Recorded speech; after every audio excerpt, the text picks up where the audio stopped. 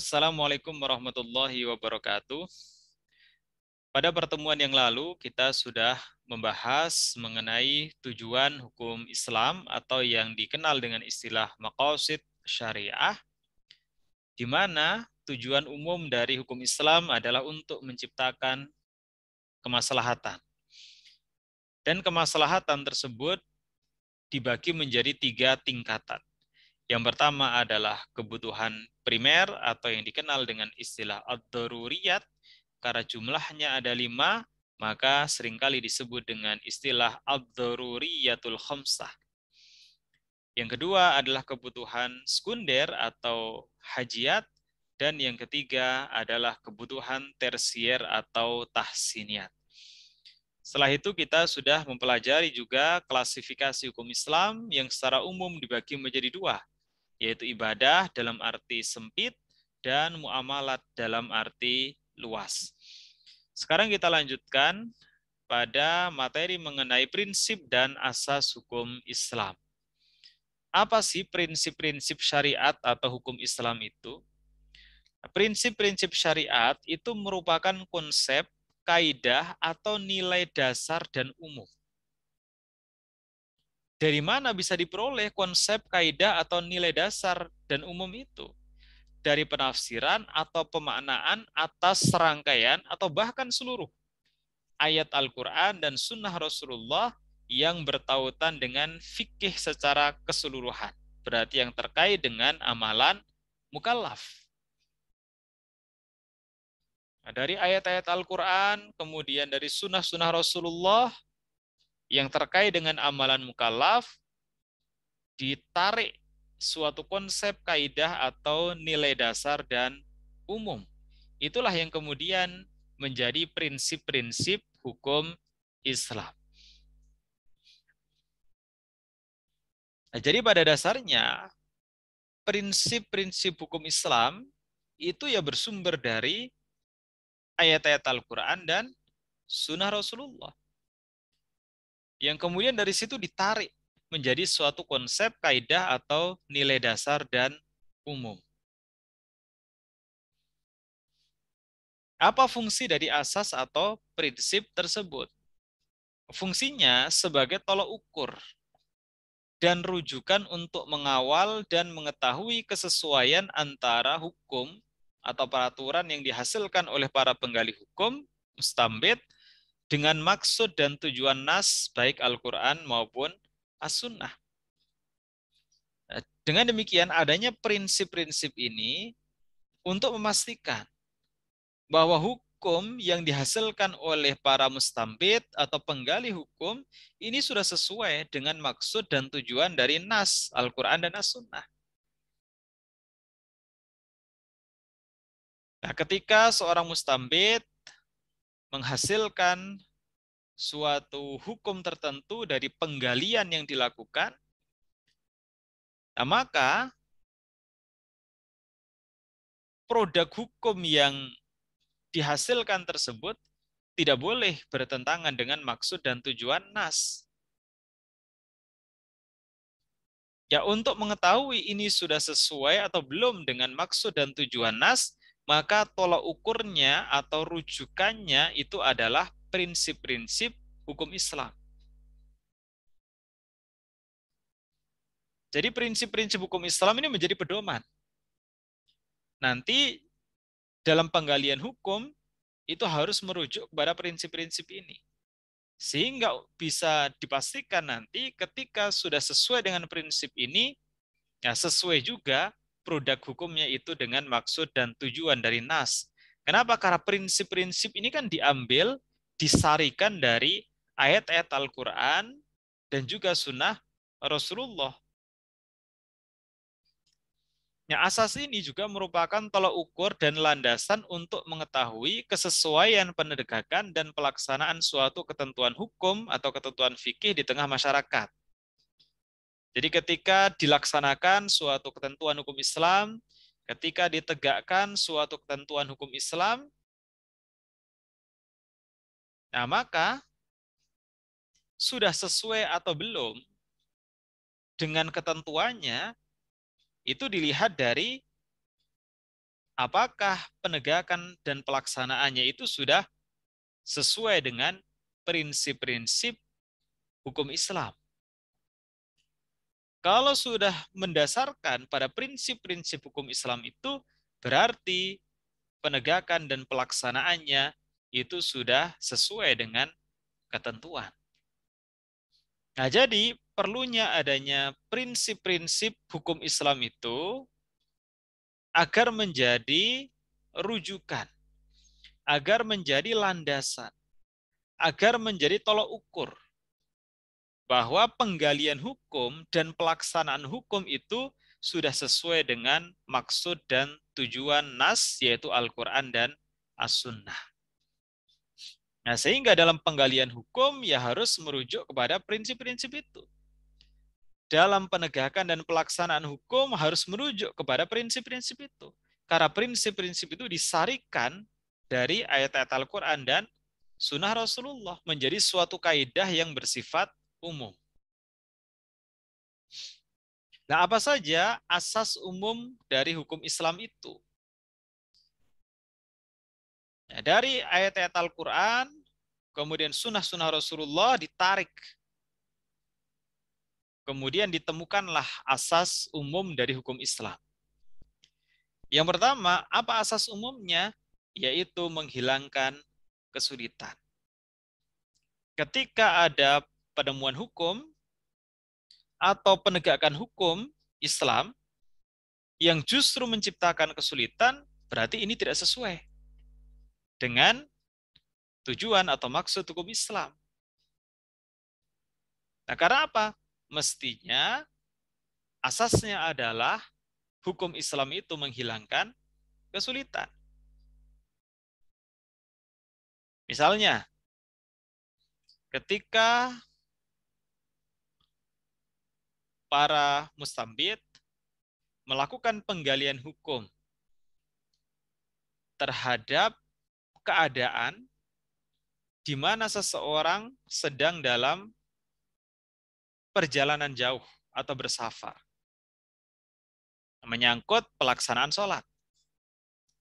Maka kemudian dari ayat Al-Quran dan Sunnah Rasulullah dikeluarkanlah produk hukum oleh para mustambit itu ketika seseorang sedang berada di dalam perjalanan, maka sholat itu bisa dijamak qashar.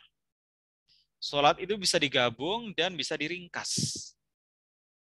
Nah, kita lihat sesuai enggak dengan asas umum di dalam hukum Islam. Oh, menghilangkan kesulitan. Berarti ini sudah sesuai dengan maksud dan tujuan hukum Islam.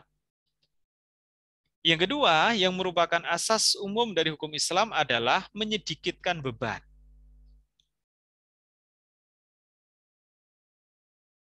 Jadi, keberadaan hukum Islam itu bukan menambah beban, tapi asas umumnya adalah justru menyedikitkan beban. Misalnya, ketika orang sholat tidak bisa berdiri, ya sholatnya duduk. Ketika tidak bisa duduk, ya sholatnya sambil berbaring. Nah, ini menyedikitkan beban. Karena kalau dipaksakan harus berdiri, maka tentunya akan menjadi beban yang berat. Maka asas umum hukum Islam itu adalah menyedikitkan beban. Yang ketiga, asas umumnya adalah berangsur-angsur dalam pembentukan hukum. Jadi Al-Quran itu diturunkan secara berangsur-angsur. Pensyariatan itu juga diturunkan secara berangsur-angsur. Dilakukan secara bertahap, tidak sekaligus. Oleh karenanya maka penerapan hukum Islam itu tetap harus melihat pada keadaan.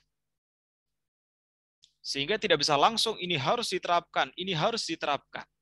Tetapi harus melihat kepada keadaan.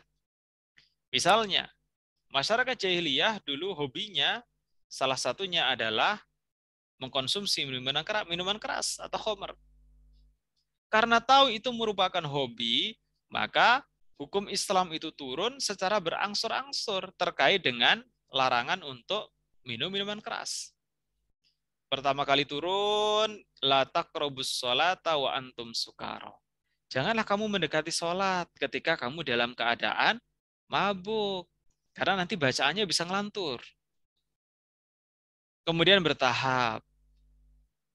Dijelaskan dalam Al-Quran, innamal khomru wal maisir dan seterusnya, itu merupakan sesuatu yang haram. Kemudian tahapan berikutnya, siapa yang minum khamr maka hukumannya adalah dicambuk. Nah, sehingga penghukuman bagi orang yang minum minuman keras itu tidak langsung dilakukan, tetapi dilakukan secara berangsur-angsur melihat bagaimana keadaan sosiologis dari masyarakat setempat. Nah, maka dalam melakukan dakwah terhadap penerapan hukum Islam di Indonesia, maka tidak bisa langsung sekaligus berespektasi langsung berhasil secara keseluruhan diterapkan. Tetapi perlu pentahapan secara berangsur-angsur. Kemudian asas umum yang keempat adalah mewujudkan kebajikan manusia seluruhnya. Jadi hukum Islam itu ya tujuannya untuk menciptakan kemaslahatan. Untuk siapa? Manusia seluruhnya. Karena Islam itu bukan hanya rahmatan lil mukminin, bukan hanya rahmat bagi orang-orang mukmin, bukan hanya rahmatan lil muslimin, rahmat bagi orang-orang muslim, tetapi Islam itu adalah rahmatan lil alamin, rahmat bagi seluruh alam semesta, yaitu seluruh umat manusia.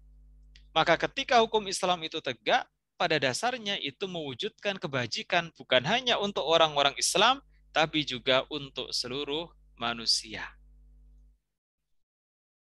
Nah, dalam praktek di Madinah, ketika Rasulullah menjadi pemimpin formal di sana, diterapkan ketentuan hukum Islam yang merasa terlindungi, yang merasa nyaman ketika itu bukan hanya orang-orang mukmin, bukan hanya orang-orang Muslim, akan tetapi orang-orang Yahudi, orang-orang Nasrani juga ikut merasa aman, merasa nyaman di bawah payung hukum Islam.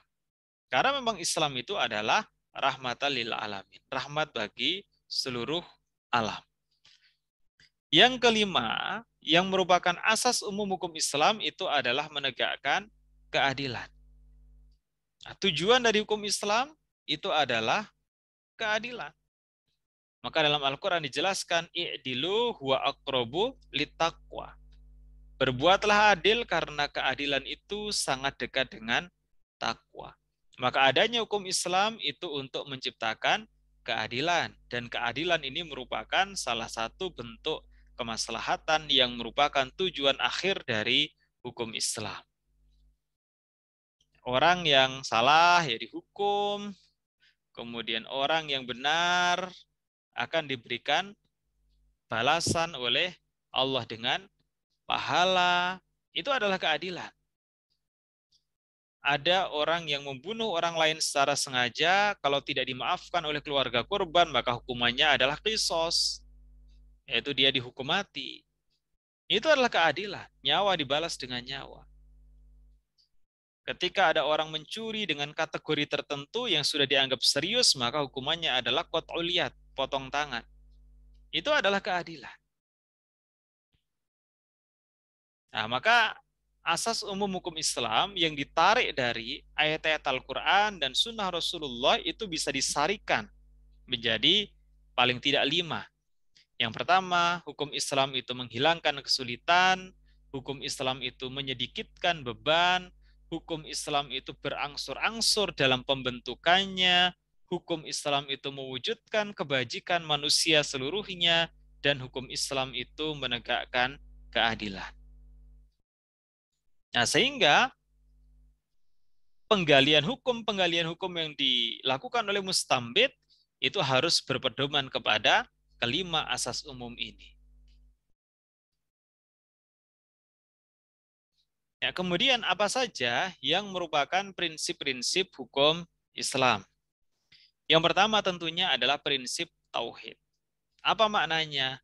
Pelaksanaan hukum Islam itu merupakan bagian dari ketaatan kita kepada Allah Subhanahu wa taala. Melaksanakan ketentuan hukum Islam itu merupakan bagian dari ibadah. Jadi tujuan pelaksanaan hukum Islam itu bukan untuk yang lain, tapi tujuannya adalah hanya untuk Allah semata, yaitu untuk menghamba kepada Allah Subhanahu wa taala, bukan untuk yang lainnya. Ini prinsip yang pertama. Jadi kita menegakkan hukum Islam itu semata-mata ya karena memang itu menjalankan perintah dari Allah. Sehingga melaksanakannya itu merupakan bentuk ketaatan, merupakan bentuk ibadah kepada Allah Subhanahu wa taala. Bukan karena harta, bukan karena tahta dan hal-hal yang bersifat duniawi, tetapi semata-mata muaranya adalah tauhid la ilaha illallah. Yang kedua, yang menjadi prinsip hukum Islam adalah prinsip keadilan atau al-adl atau al-adalah. Jadi hukum Islam itu adalah hukum yang berpihak kepada keadilan. Misalnya ada pembagian waris yang sudah ditentukan sedemikian rupa di dalam Islam. Itu adalah pembagian waris yang mencerminkan prinsip keadilan. Dalam Islam itu ada pengaturan mengenai hak, kewajiban seorang suami, seorang istri, seorang anak di dalam rumah tangga. Itulah keadilan.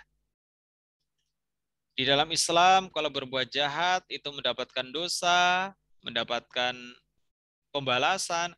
Kalau berbuat baik itu mendapatkan pahala. Itulah keadilan. Orang ketika dia membunuh orang lain secara sengaja, dihukum qisas, itulah keadilan. Jadi kalau dilihat, hukum Islam yang ada dalam ayat-ayat Al-Quran, dari sunnah Rasulullah, itu mencerminkan prinsip keadilan atau al-adalah. Yang ketiga, prinsip amar ma'ruf, nahi mungkar. Jadi penegakan hukum Islam, itu ya memang dalam rangka amar ma'ruf, nahi mungkar. Menyuruh kepada kebaikan dan mencegah kepada kemungkaran. Itulah pelaksanaan hukum Islam. Nah, kemudian di dalam pelaksanaan hukum Islam itu pun juga tidak cukup hanya untuk diri kita sendiri. Tetapi mestinya mengajak orang lain untuk melaksanakan secara bersama. Yaitu prinsip amar ma'ruf nahi mungkar. Jadi melaksanakan ketentuan hukum Islam itu tidak dilaksanakan secara sendiri, akan tetapi juga mengajak orang lain untuk melaksanakannya. Ini prinsip amar ma'ruf nahi mungkar. Sehingga pelaksanaan hukum Islam itu bisa cepat, semakin luas, sehingga orang-orang Islam itu melaksanakan ketentuan hukum Islam. Dengan apa? Karena dengan tadi adanya amar ma'ruf nahi mungkar. Menyeru kepada kebaikan dan mencegah kepada kemungkaran. Jadi prinsipnya ya hukum Islam itu adalah pelaksanaannya amar ma'ruf nahi mungkar. Menyuruh kepada kebaikan, mencegah kepada kemungkaran. Kemudian yang keempat ada prinsip kebebasan atau kemerdekaan. Al-hurriyah. Ini maksudnya tidak boleh memaksakan untuk masuk ke dalam agama Islam. La ikroha fiddin. Kata Al-Quran, tidak ada paksaan untuk masuk ke dalam agama Islam. Jadi kalau dia seorang non-muslim, ya tidak boleh dia dipaksa untuk menjalankan sholat. Jadi kalau terkait dengan hukum privat, maka bebas, merdeka. Tidak boleh dipaksakan. Tetapi kalau sudah menyangkut pada hukum publik, maka pelaksanaannya itu harus dipaksakan oleh ulil amri. Misalnya ada orang mencuri, ya dipaksakan untuk dihukum potong tangan dalam kategori tertentu yang sudah dianggap serius. Tapi kalau hal-hal yang bersifat privat, maka hukum Islam itu menjunjung tinggi prinsip kebebasan atau kemerdekaan. Nah, tetapi tentunya kebebasan, kemerdekaan itu yang bertanggung jawab. Karena apapun pilihan manusia itu akan dimintai pertanggungjawaban. Kemudian yang kelima adalah prinsip persamaan atau al-musawah. Ini adalah persamaan terkait dengan hak. Mau itu muslim, non-muslim, ya mendapatkan persamaan. Mau itu anak pejabat, mau itu bukan pejabat, maka di mata hukum Islam itu mereka mendapatkan persamaan. Atau kalau dalam prinsip negara hukum itu adalah equality before the law. Persamaan di muka hukum. Ini dicontohkan oleh Rasulullah. Rasulullah mengatakan, lau sarokot Fatimah binti lakotok tu yadaha. Apabila aku menjumpai Fatimah itu mencuri, maka niscaya akan aku potong tangannya. Ini menunjukkan equality before the law. Prinsip persamaan. Siapapun termasuk anaknya sendiri, maka ketika mencuri akan diterapkan hukuman potong tangan. Bukan malah dilindungi. Kemudian yang berikutnya adalah prinsip tolong-menolong atau at-ta'awun.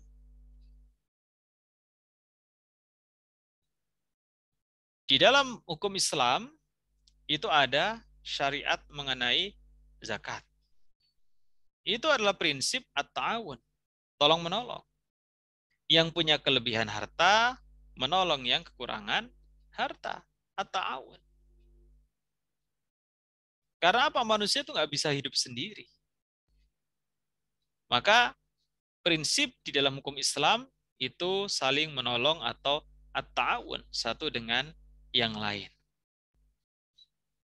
Kemudian yang terakhir adalah prinsip toleransi atau at-tasamuh, menghormati adanya perbedaan. Jadi ini masih ada hubungannya dengan prinsip kebebasan atau kemerdekaan. Tapi tentunya toleransi ini ada batasannya. Tidak boleh menyentuh kepada akidah dan peribadatan yang sifatnya pokok. Ya, ketika ada pemeluk agama lain sedang beribadah, at-tasamuh, toleransi. Tapi bentuk toleransinya bukan berarti kita ikut beribadah, tapi kita tidak mengganggu. Mereka itu sudah merupakan bentuk toleransi atau at-tasamuh. Nah, jadi ini adalah prinsip-prinsip hukum Islam yang mestinya dijadikan sebagai pedoman, dijadikan sebagai landasan, dijadikan sebagai tolok ukur, baik di dalam penggalian hukum maupun dalam pelaksanaan hukum Islam. Jadi ketika mustambit melakukan penggalian hukum, ya harus berpedoman pada prinsip-prinsip ini. Oh, prinsip tauhid. Oh, berarti hukum Islam itu dilaksanakan dalam rangka untuk ketaatan kepada Allah. Maka sumbernya berarti harus yang berasal dari Allah, Al-Quran dan As-Sunnah. Oh, ketika melaksanakan ketentuan hukum Islam harus sesuai dengan prinsip keadilan, al-adalah. Tidak boleh salah satu pihak itu terdolimi. Jadi memperhatikan prinsip keadilan. Nah, kalau prinsip-prinsip ini sudah dijadikan sebagai landasan, sebagai dasar, baik dalam penggalian maupun pelaksanaan hukum Islam, maka penggalian dan pelaksanaan hukum Islam itu sudah sesuai dengan maksud atau tujuan syariah. Kenapa demikian? Karena tadi asas umum dan prinsip-prinsip hukum Islam itu ditarik dari ayat-ayat Al-Quran dan sunnah-sunnah Rasulullah menjadi suatu kaidah atau konsep yang bersifat umum. Nah, yang umum ini kemudian dijadikan sebagai landasan, dasar, atau tolak ukur di dalam penggalian hukum atau pelaksanaan hukum Islam. Nah, sekarang kita masuk ke kaidah hukum Islam. Apa itu kaidah hukum Islam? Kaidah-kaidah hukum Islam lebih dikenal dengan istilah qawaidul fiqhiyah. Qawaid itu dari kata qaidah. Kalau qaidah itu satu, kalau qawaid itu banyak. Maka kalau qaidah itu artinya kaidah, kalau qawaid itu artinya kaidah-kaidah. Nah, maka kaidah-kaidah hukum Islam ini biasa dikenal dengan istilah qawaidul fiqhiyah.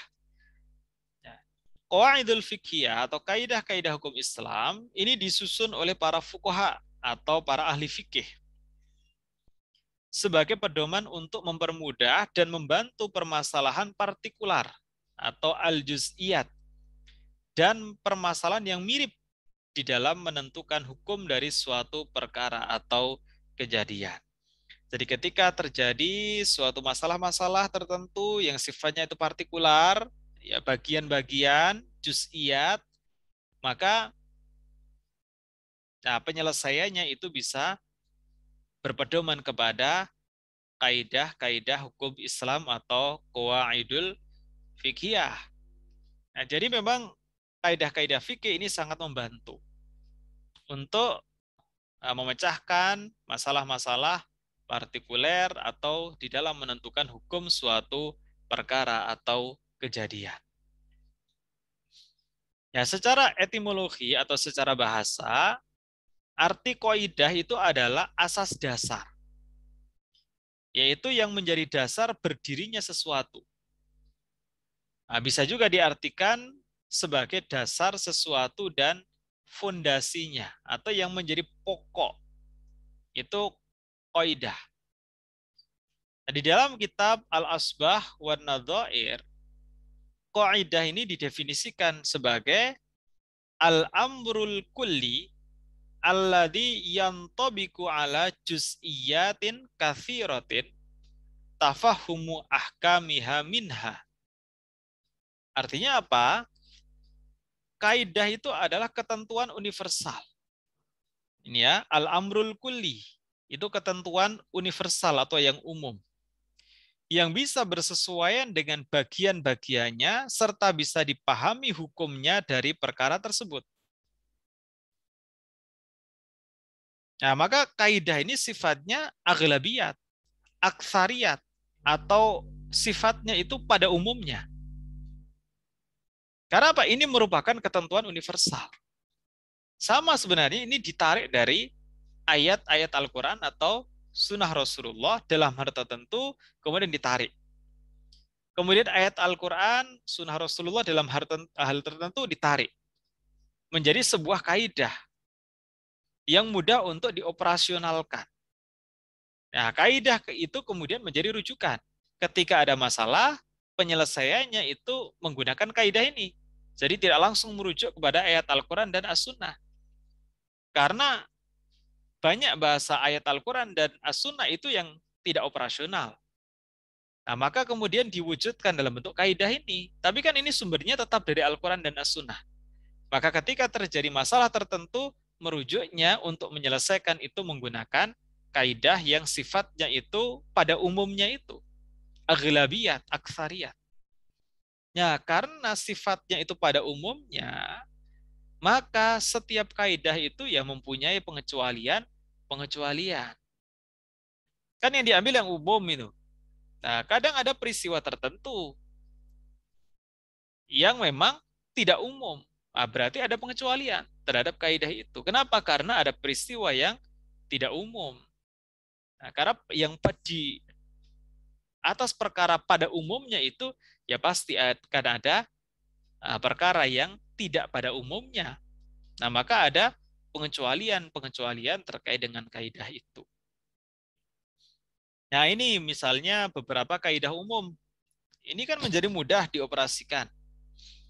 Misalnya al-umuru bimaqasidiha. Setiap perkara itu tergantung pada niatnya. Ini kan salah satu dasarnya adalah hadis Nabi.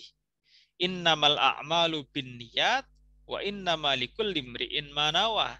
Innamal a'malu binniyat, sungguhnya setiap amalan itu tergantung dari niatnya. Nah, maka kemudian dirumuskan dalam bentuk kaidah fikih. Apa kaidahnya? Menggunakan bahasa yang lebih mudah dioperasikan. Al-umuru bimaqasidiha. Setiap perkara itu ya tergantung pada niatnya. Nah, kalau niatnya benar, maka akan diterima. Kalau niatnya salah, ya tidak akan diterima. Nah, sholat kalau niatnya benar lillahi ta'ala diterima. Tapi kalau niatnya itu bukan lillahi ta'ala, ya tidak diterima. Karena apa? Tergantung niatnya. Kemudian misalnya ada kaidah al-yaqinu la yuzalu bisyak. Keyakinan itu tidak dapat dihilangkan dengan keraguan. Nah, contohnya apa? Perkara juz'iyatnya, partikularnya, ketika orang lupa apakah sudah batal atau belum wudunya. Nah, maka penyelesaian gimana? Merujuk kepada kaidah fikih, yaitu al-yaqinu la yuzalu bisyak. Keyakinan tidak dapat dihilangkan dengan keraguan. Ya, ketika dia sudah berwudu di awal, kan dia yakin sudah wudu. Setelah itu ragu, sudah batal atau belum. Nah, maka yang digunakan adalah yang diyakini, yaitu yang di awal tadi. Dia yakin wudu, ragu batal. Mana yang digunakan? Ya yang yakin. Karena apa? Keyakinan itu nggak bisa dihilangkan dengan adanya keraguan. Maka kalau kita ragu, sudah batal atau belum wudunya, ya anggap aja wudunya belum batal. Kenapa? Karena ketika kita berwudu, kita yakin kan ketika itu sudah suci. Tapi kemudian ragu sudah batal atau belum, maka keraguan itu tidak menghilangkan keyakinan di awal ketika kita sudah berwudu. Jadi anggap saja belum batal wudunya. Kemudian ada kaidah ad-dhararu yuzal. Kemudorotan itu harus dihilangkan.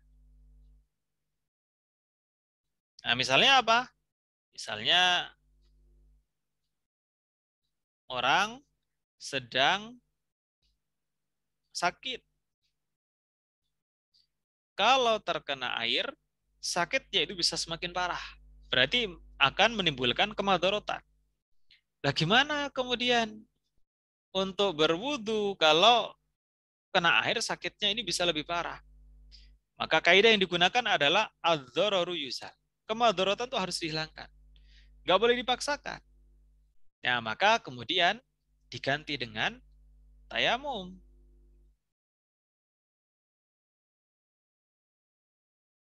Ya, sama halnya dengan ketika seseorang sedang dalam perjalanan jauh. Kemudian tidak ada makanan di situ. Kalau tidak makan, dia akan mati. Timbul madorot. Tapi yang ada adalah babi. Maka digunakan ad-dhararu yuzal. Kemadorotan itu harus dihilangkan. Jadi kehidupan harus dipertahankan. Yang ada babi, ya makan babi itu. Nah, ini juga bersesuaian dengan kaidah ad-daruratu tubihul mahdurat. Suatu keadaan darurat itu memperbolehkan yang diharamkan. Kemudian misalnya ada kaidah al-masyaqqatu tajlibut taisir. Kesulitan itu mendatangkan kemudahan. Misalnya apa? Ketika dalam perjalanan itu sulit untuk sholat secara sempurna sesuai dengan waktunya. Duhur di waktu duhur, asar waktu asar. Maka kemudian di atas kesulitan itu datanglah kemudahan. Al-masyaqqatu tajlibut taisir. Oh ya sudah, kalau kesulitan bisa dijamak sholatnya, bisa dikosor sholatnya. Nah, jadi di atas kesulitan itu ada kemudahan. Al-masyaqqatu tajlibut taisir. Sholat nggak bisa berdiri, oh duduk. Nggak bisa duduk, berbaring. Al-masyaqqatu tajlibut taisir. Kesulitan itu mendatangkan kemudahan. Kemudian juga ada kaidah al-adatu muhakkamah. Adat itu bisa menjadi pertimbangan dalam menetapkan dan menerapkan hukum. Nah, sepanjang adat itu tidak bertentangan dengan Al-Quran dan As-Sunnah, maka adat itu bisa mengisi kekosongan hukum. Ketika tidak dijelaskan secara detail hukumnya dalam Al-Quran dan As-Sunnah, maka untuk mengisi gimana cara menghukuminya, ya pakai hukum adat. Nah, syaratnya hukum adat itu tidak bertentangan dengan Al-Quran dan As-Sunnah. Ini contoh kaidah-kaidah atau qawaidul fiqhiyah yang itu sebenarnya disarikan dari ayat-ayat Al-Quran atau sunnah-sunnah Rasulullah yang terkait hal tertentu. Untuk apa? Agar mudah dioperasionalkan di dalam menyelesaikan masalah-masalah yang timbul. Ini kaidah fikhiyah.